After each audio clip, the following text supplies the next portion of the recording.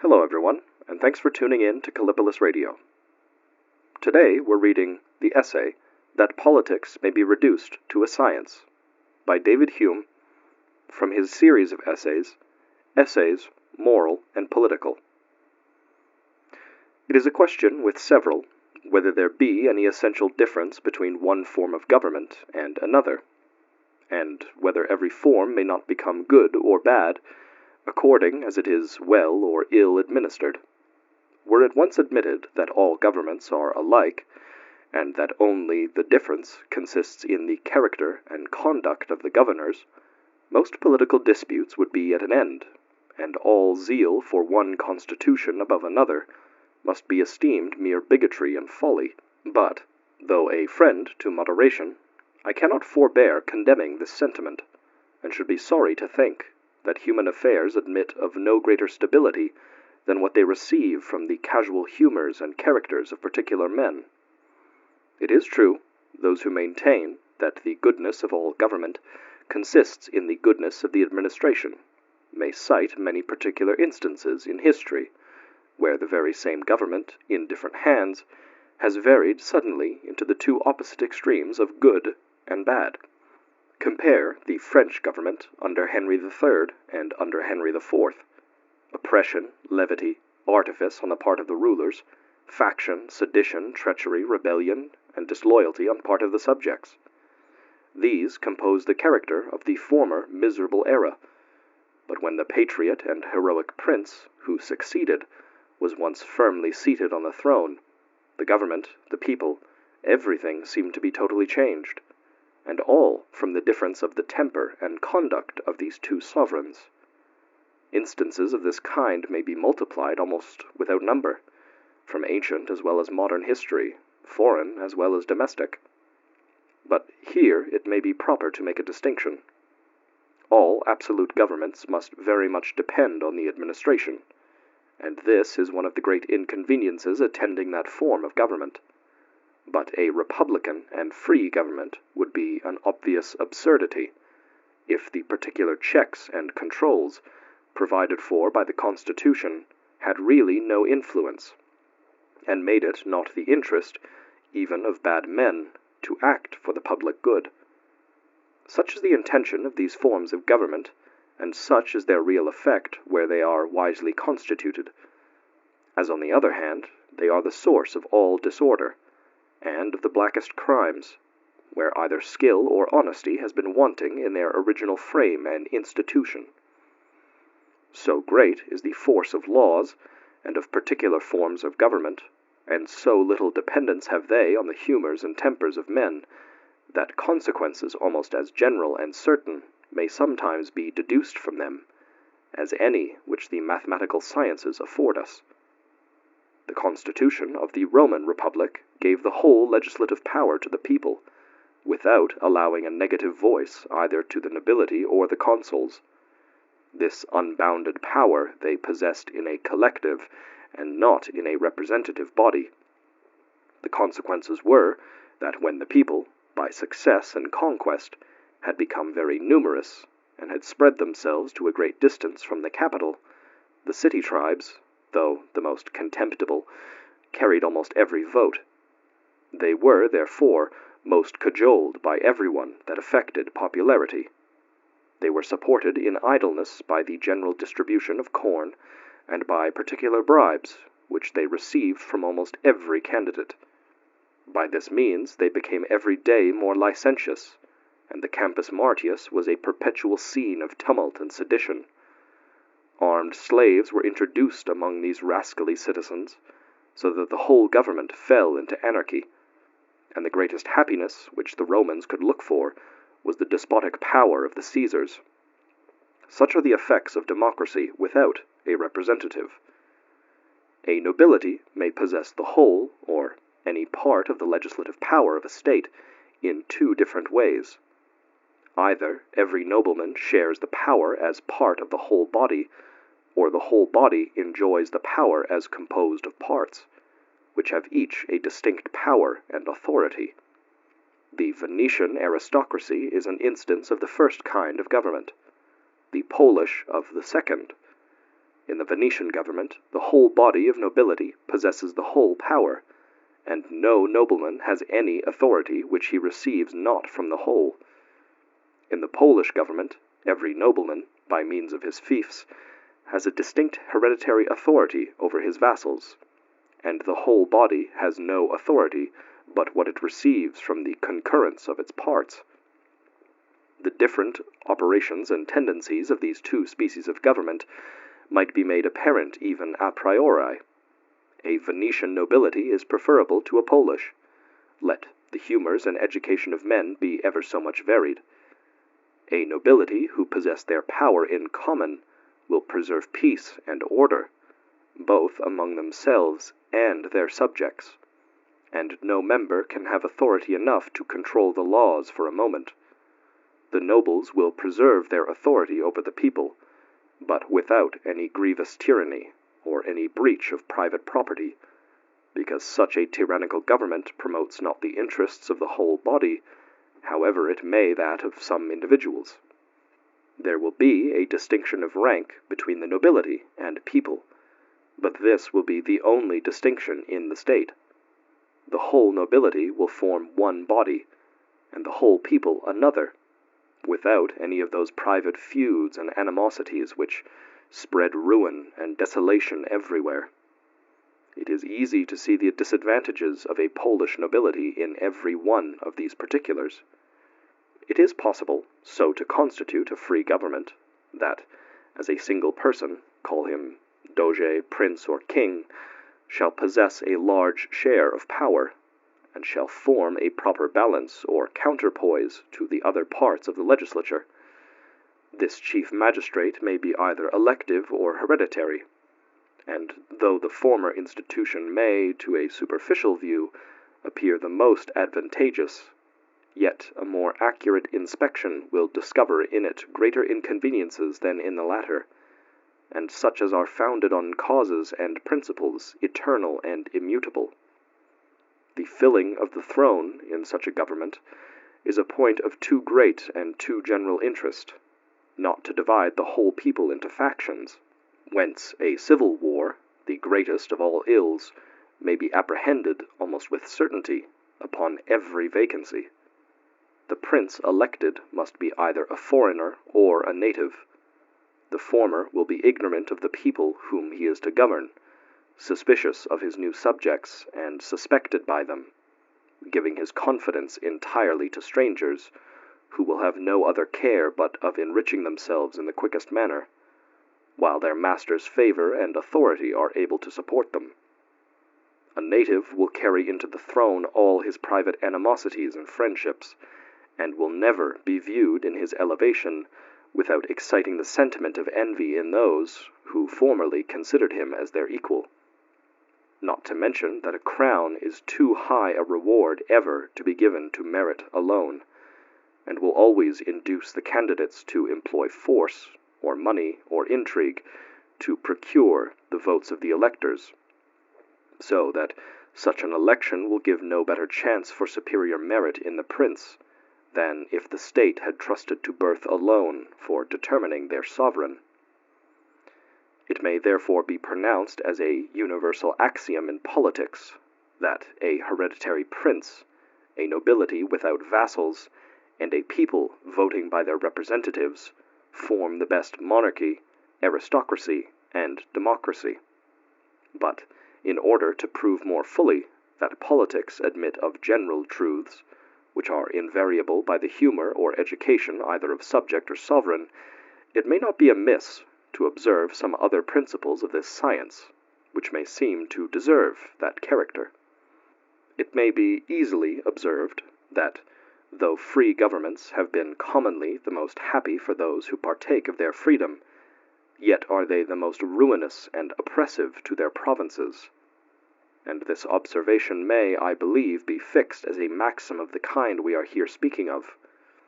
When a monarch extends his dominions by conquest, he soon learns to consider his old and his new subjects as on the same footing, because, in reality, all his subjects are to him the same, except for the few friends and favorites with whom he is personally acquainted. He does not, therefore, make any distinction between them in his general laws, and at the same time is careful to prevent all particular acts of oppression on the one as well as on the other. But a free state necessarily makes a great distinction, and must always do so, until men learn to love their neighbors as well as themselves. The conquerors in such a government are all legislators, and will be sure to contrive matters by restrictions on trade and by taxes, so as to draw some private, as well as public, advantage from their conquests. Provincial governors have also a better chance in a republic to escape with their plunder, by means of bribery or intrigue, and their fellow citizens, who find their own state to be enriched by the spoils of the subject provinces, will be the more inclined to tolerate such abuses. Not to mention that it is a necessary precaution in a free state to change the governors frequently, which obliges these temporary tyrants to be more expeditious and rapacious, that they may accumulate sufficient wealth before they give place to their successors. What cruel tyrants were the Romans over the world during the time of their commonwealth! Now it is true, they had laws to prevent oppression in their provincial magistrates, but Cicero informs us that the Romans could not better consult the interests of the provinces than by repealing these very laws. For in that case, says he, our magistrates, having entire impunity, would plunder no more than would satisfy their own rapaciousness, whereas at present they must also satisfy that of their judges, and of all the great men in Rome, of whose protection they stand in need. Who can read of the cruelties and oppressions of Verres without horror and astonishment? And who is not touched with indignation to hear that, after Cicero had exhausted on that abandoned criminal all the thunders of his eloquence, and had prevailed so far as to get him condemned to the utmost extent of the laws, yet that cruel tyrant lived peaceably to old age, in opulence and ease, and 30 years afterwards was put into the prescription by Mark Antony, on account of his exorbitant wealth, where he fell with Cicero himself and all the most virtuous men of Rome. After the dissolution of the Commonwealth, the Roman yoke became easier upon the provinces, as Tacitus informs us, and it may be observed that many of the worst emperors, Domitian, for instance, were careful to prevent all oppression on the provinces. In Tiberius's time, Gaul was esteemed richer than Italy itself. Nor do I find, during the whole time of the Roman monarchy, that the empire became less rich or populous in any of its provinces, though indeed its valor and military discipline were always upon the decline. The oppression and tyranny of the Carthaginians over their subject states in Africa went so far, as we learn from Polybius, that, not content with exacting the half of all the produce of the land, which of itself was a very high rent, they also loaded them with many other taxes. If we pass from ancient to modern times, we shall still find the observation to hold. The provinces of absolute monarchies are always better treated than those of free states. Compare the conquered provinces of France with Ireland, and you will be convinced of this truth, though this latter kingdom, being in a good measure peopled from England, possesses so many rights and privileges as should naturally make it challenge better treatment than that of a conquered province. Corsica is also an obvious instance to the same purpose. There is an observation in Machiavelli with regard to the conquests of Alexander the Great, which I think may be regarded as one of those eternal political truths which no time nor accident can vary. It may seem strange, says that politician, that such sudden conquests as those of Alexander should be possessed so peaceably by his successors, and that the Persians, during all the confusions and civil wars among the Greeks, never made the smallest effort towards the recovery of their former independent government. To satisfy us concerning the cause of this remarkable event, we may consider that a monarch may govern his subjects in two different ways. he may either follow the maxims of the Eastern princes, and stretch his authority so far as to leave no distinction of rank among his subjects, but what proceeds immediately from himself, no advantages of birth, no hereditary honors and possessions, and, in a word, no credit among the people, except from his commission alone.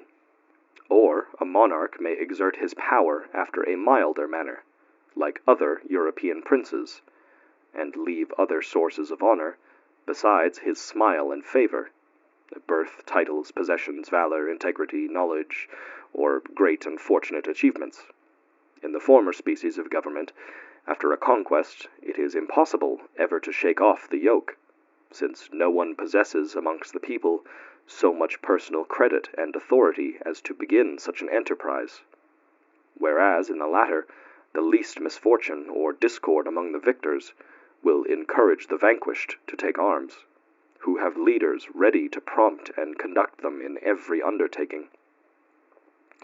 Such is the reasoning of Machiavelli, which seems solid and conclusive, though I wish he had not mixed falsehood with truth, in asserting that monarchies, governed according to Eastern policy, though they are more easily kept when once subdued, yet are the most difficult to subdue, since they cannot contain any powerful subject, whose discontent and faction may facilitate the enterprises of an enemy. For, besides that, such a tyrannical government enervates the courage of men, and renders them indifferent towards the fortunes of their sovereign. Besides this, I say, we find by experience that even the temporary and delegated authority of the generals and the magistrates, being always in such governments as absolute within its sphere as that of the prince himself, is able, with barbarians, accustomed to a blind submission, to produce the most dangerous and fatal revolutions, so that in every respect a gentle government is preferable, and gives the greatest security to the sovereign as well as to the subject. Legislators, therefore, ought not to trust the future government of a state entirely to chance, but ought to provide a system of laws to regulate the administration of public affairs to the latest posterity. Effects will always correspond to causes, and wise regulations in any commonwealth are the most valuable legacy that can be left to future ages. In the smallest court or office, the stated forms and methods by which business must be conducted are found to be a considerable check on the natural depravity of mankind. Why should not the case be the same in public affairs? Can we ascribe the stability and wisdom of the Venetian government, through so many ages, to anything but the form of government? And is it not easy to point out those defects in the original constitution, which produced the tumultuous governments of Athens and Rome, and ended at last in the ruin of these two famous republics? And so little dependence has this affair on the humors and education of particular men, that one part of the same republic may be wisely conducted, and another weakly, by the very same men, merely on account of the difference of the forms and institutions by which these parts are regulated. Historians inform us that this was actually the case with Genoa, for while the state was always full of sedition and tumult and disorder, the Bank of St. George, which had become a considerable part of the people, was conducted for several ages with the utmost integrity and wisdom. The ages of greatest public spirit are not always most eminent for private virtue. Good laws may beget order and moderation in the government, where the manners and customs have instilled little humanity or justice into the tempers of men. The most illustrious period of the Roman history, considered in a political view, is that between the beginning of the first and end of the last Punic War, the due balance between the nobility and the people being then fixed by the contests of the tribunes, and not being yet lost by the extent of conquests. Yet at this very time the horrid practice of poisoning was so common that, during part of a season, a praetor punished capitally for this crime above 3,000 persons in a part of Italy, and found informations of this nature still multiplying upon him. There is a similar, or rather a worse instance, in the more early times of the Commonwealth. So depraved in private life were that people, whom in their histories we so much admire. I doubt not but they were really more virtuous during the time of the two triumvirates, when they were tearing their common country to pieces, and spreading slaughter and desolation over the face of the earth, merely for the choice of tyrants. Here, then, is a sufficient inducement to maintain, with the utmost zeal, in every free state, those forms and institutions by which liberty is secured, the public good consulted, and the avarice or ambition of particular men restrained and punished. Nothing does more honor to human nature than to see it susceptible of so noble a passion, as nothing can be a greater indication of meanness of heart in any man than to see him destitute of it. A man who loves only himself, without regard to friendship and desert, merits the severest blame, and a man who is only susceptible of friendship, without public spirit, or a regard to the community, is deficient in the most material part of virtue. But this is a subject which needs not be longer insisted on at present. There are enough of zealots on both sides who kindle up the passions of their partisans, and under pretense of public good, pursue the interests and ends of their particular faction. For my part, I shall always be more fond of promoting moderation than zeal, though perhaps the surest way of producing moderation in every party is to increase our zeal for the public. Let us therefore try, if it be possible, from the foregoing doctrine, to draw a lesson of moderation with regard to the parties, into which our country is at present divided, at the same time that we allow not this moderation to abate the industry and passion with which every individual is bound to pursue the good of his country.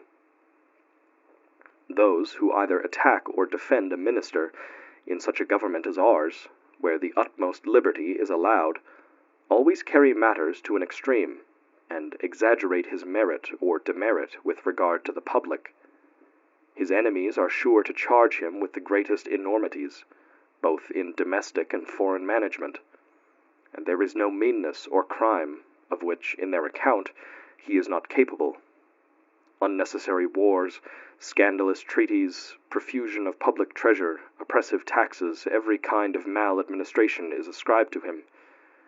To aggravate the charge, his pernicious conduct, it is said, will extend its baleful influence even to posterity, by undermining the best constitution in the world, and disordering that wise system of laws, institutions, and customs by which our ancestors, during so many centuries, have been so happily governed. He is not only a wicked minister in himself, but has removed every security provided against wicked ministers for the future. And then, on the other hand, the partisans of the minister make his panegyric run as high as the accusation against him, and celebrate his wise, steady, and moderate conduct in every part of his administration.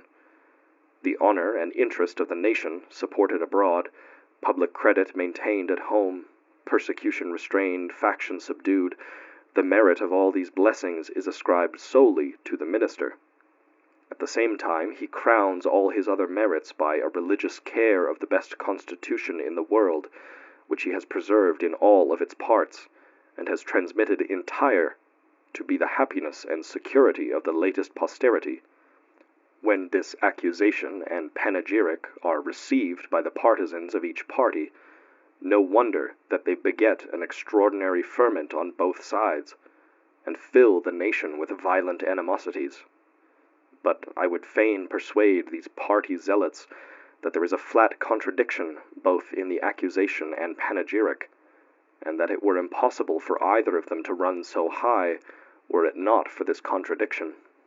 If our Constitution be really that noble fabric, the pride of Britain, the envy of our neighbors, raised by the labor of so many centuries, repaired at the expense of so many millions, and cemented by such a profusion of blood, I say, if our Constitution does in any degree deserve these eulogies, it would never have suffered a wicked and weak minister to govern triumphantly for a course of 20 years, when opposed by the greatest geniuses in the nation, who exercised the utmost liberty of tongue and pen, in Parliament and in their frequent appeals to the people. But if the minister be wicked and weak to the degree so strenuously insisted on, the Constitution must be faulty in its original principles, and he cannot consistently be charged with undermining the best form of government in the world. A Constitution is only so far good as it provides a remedy against maladministration, and if the British, when in its greatest vigor, and repaired by two such remarkable events as the Revolution and Accession, by which our ancient royal family was sacrificed to it, if our Constitution, I say, with so great advantages, does not, in fact, provide any such remedy, we are rather beholden to any minister who undermines it, and affords us an opportunity of erecting a better in its place. I would employ the same topics to moderate the zeal of those who defend the minister. Is our Constitution so excellent? Then a change of ministry can be no such dreadful event, since it is essential to such a Constitution, in every ministry, both to preserve itself from violation, and to prevent all enormities in the administration. Is our Constitution very bad? Then so extraordinary a jealousy and apprehension on account of changes is ill-placed, and a man should no more be anxious in this case than a husband who had married a woman from the stews should be watchful to prevent her infidelity. Public affairs in such a government must necessarily go to confusion, by whatever hands they are conducted, and the zeal of patriots is in that case much less requisite than the patience and submission of philosophers. The virtue and good intentions of Cato and Brutus are highly laudable, but to what purpose did their zeal serve? Only to hasten the fatal period of the Roman government, and render its convulsions and dying agonies more violent and painful. I would not be understood to mean that public affairs deserve no care and attention at all. Would men be moderate and consistent, their claims might be admitted, at least might be examined. The country party might still assert that our Constitution, though excellent, will admit of maladministration to a certain degree, and therefore, if the minister be bad, it is proper to oppose him with a suitable degree of zeal. And on the other hand, the court party may be allowed, upon the supposition that the minister were good, to defend, and with some zeal too, his administration. I would only persuade men not to contend as if they were fighting pro aris et focus, and change a good constitution into a bad one by the violence of their factions. I have not here considered anything that is personal in the present controversy. In the best constitution, where every man is restrained by the most rigid laws, it is easy to discover either the good or bad intentions of a minister, and to judge whether his personal character deserves love or hatred. But such questions are of little importance to the public, and lay those who employ their pens upon them under a just suspicion either of malevolence or of flattery.